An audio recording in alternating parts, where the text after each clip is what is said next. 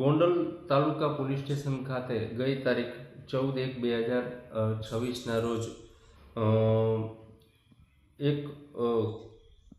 Solar cable જે 281 bundle, જેની એક બંડલની કિંમત 5,000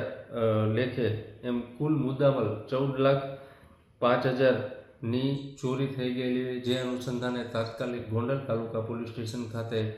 FIR રજીસ્ટર કરવામાં આવેલી હતી। આ ગુનાના કામે અમારા આઈજીપી શ્રી અશોકકુમાર યાદવ સાહેબ તેમજ રાજકોટ ગ્રામ્ય SP સાહેબ શ્રી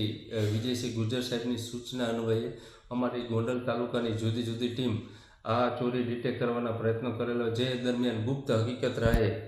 હકીકત મળેલી કે આ કામે રોહિત છગનભાઈ બોરીચા રે બિલિયાડા, કુમાર કુરજી પરમાર રે ગોંડલ, વિશાલ નાનુ વગેરે 8 માણસોને આ ગુનાના કામે અટક કરવામાં આવેલા છે અને 2 દિવસના રિમાન્ડ મેળવેલા છે।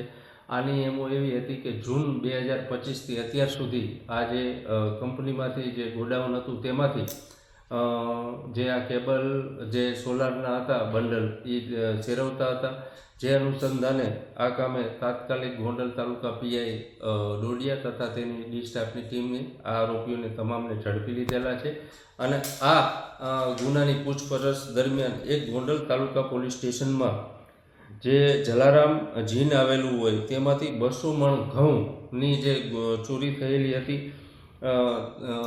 તેની પણ આ ગુનેગારોએ કબૂલાત આપેલી છે। તો તેને જૂનો ગુનો પણ ડિટેક્ટ કરવામાં આવેલ છે અને હજી પૂછપરછ કરવામાં આવેલી છે, બીજા ગુના કરેલ છે કે કેમ આ બાબતે આને ઝીણવટભરી રીતે તપાસ કરવામાં આવી રહી છે।